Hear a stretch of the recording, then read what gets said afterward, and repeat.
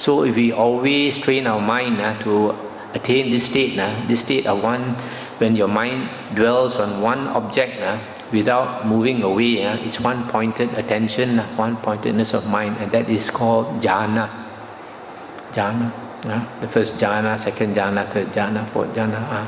So whenever we attain jhana, we are stopping the mind from flowing. That's why the way out of samsara this is the way. If you cannot stop your mind from flowing even for a short while, you have absolutely no hope of stopping this tendency of the mind to flow. That's why the Buddha says that the steps to enlightenment are the first jhana, second jhana, third jhana. There's so many suttas. There's one sutta where the Buddha talked about the coral tree, coral flower in the heavens, how it blooms. And the Buddha talked about the various stages of the flower blooming until it's fully bloomed. And then the Buddha gave a simile of a monk attaining the first jhana, second jhana, third, fourth jhana, and finally enlightenment. So the Buddha always calls the jhanas the footsteps of the Tathagata. That is the way out. So if you can train your mind to abide in jhana, then you have stopped the asava from flowing. Then there is a chance of stopping the asava permanently. And then when the asavas, the tendency of the mind to flow, this tendency, not the flow itself, the tendency is stopped completely, then the person attains enlightenment. So for an arahant, it's not that he does not have consciousness, he still has consciousness, but it is controlled consciousness. If an arahant thinks, it is controlled thinking. It is not scattered thinking. Yeah. One thing I came to know that when a person is in samadhi, strong samadhi, he can hear his own snoring because he's alert, very alert like this. In 4 hours. And when he's asleep, totally asleep, everything rested. Through the heart, he could see the being. When there is being approaching him, he sees from here.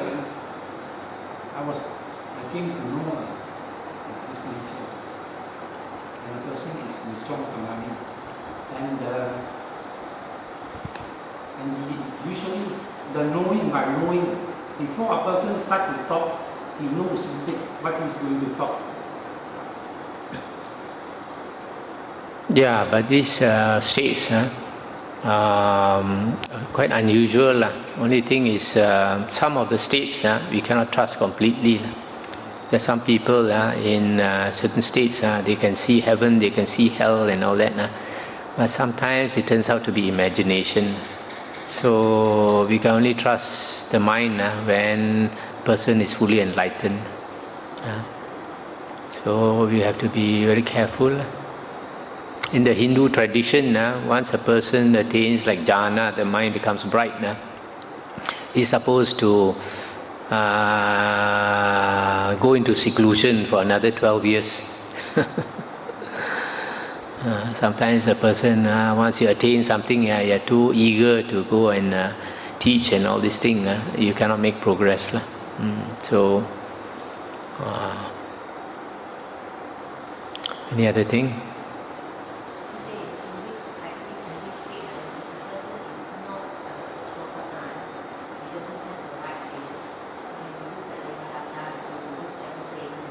Yes. Right view is the most important. Sotapanna is the most important. That's why you find, like the case of Devata, he attained all the 8 jhanas and he had psychic power. And his psychic power was really good, so good that the Prince Ajatasattu was totally fascinated, taken up by him. But in spite of that, even though he had all the 8 jhanas, because of the ego, he lost all the jhanas and went to hell. So these states of mental clarity, psychic power and all that, they are not as important as the stages of Aryahood. Okay.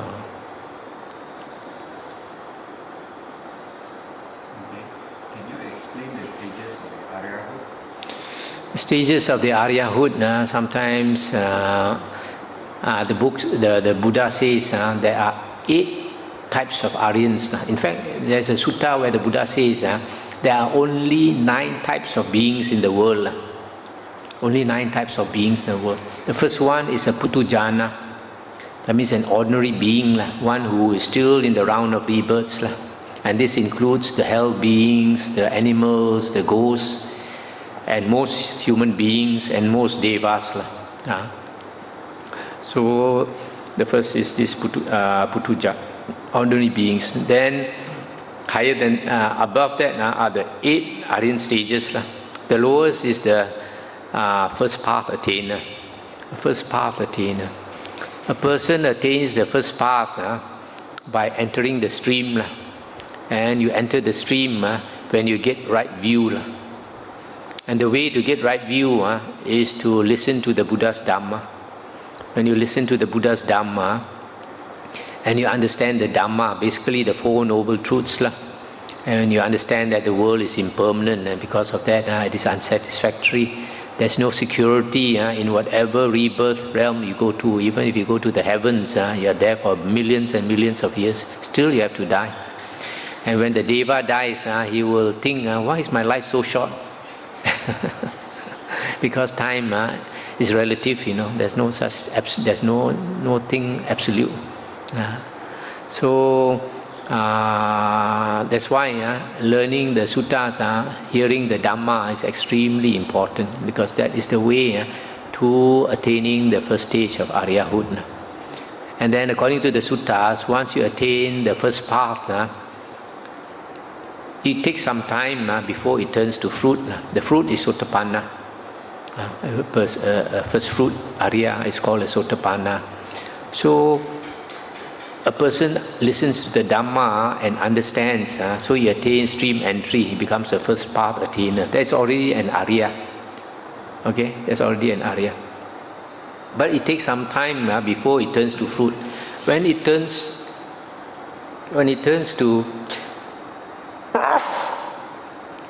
when the path turns to fruit, then the 3 factors drop away. Oh, must be too hot.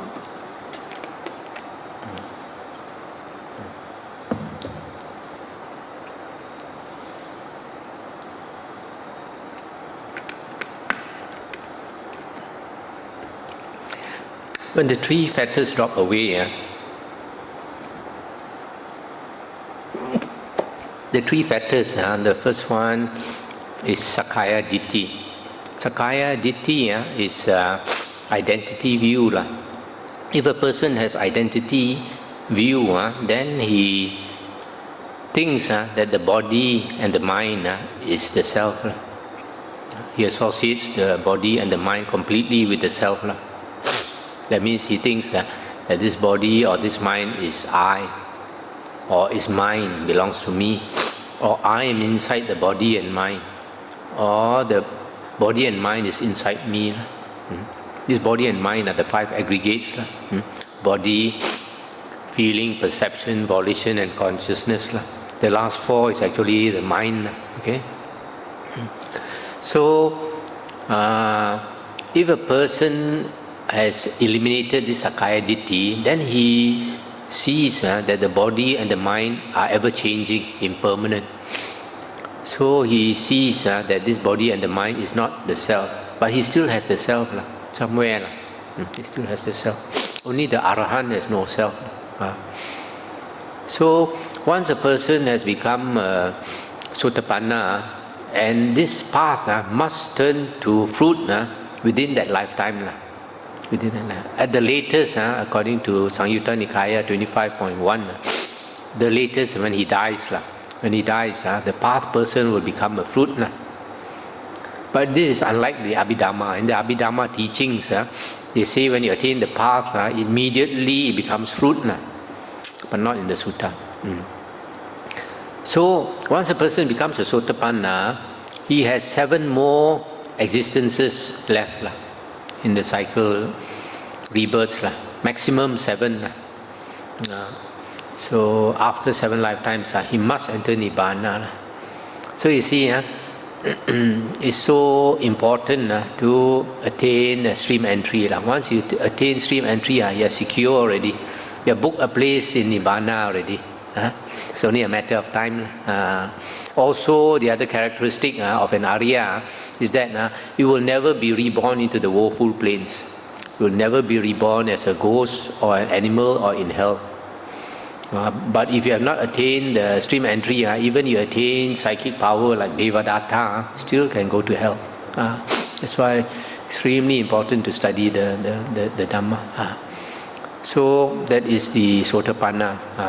Now, from Sotapanna to Sakadagamin, how to get?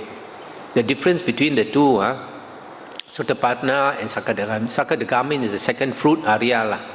Second fruit Arya. The difference is that the Sakadagamin has reduced greed, hatred and delusion. Reduce. Now to reduce greed, hatred and delusion, this greed, hatred and delusion is connected with the 5 hindrances. The 5 hindrances. The 5 hindrances are sensual desire, ill will or anger, sloth and torpor, restlessness and worry and doubt. Okay? Pancha Nivarana. So the way to reduce the 5 hindrances is samadhi. Samadhi. When we attain samadhi, tranquility of mind, calmness of mind, automatically the 5 hindrances reduce. So perfect samadhi is defined as the 4 jhanas in the suttas. So if a person reduces greed, hatred and delusion, so to become a Sakadagamin, he has to attain samadhi, which is not perfect. That means either upachara samadhi, or first jhana, or second jhana, or third jhana. Once he attains any one of these, then he can attain Sakadagamin. Now, how to attain the third fruit, Anagamin?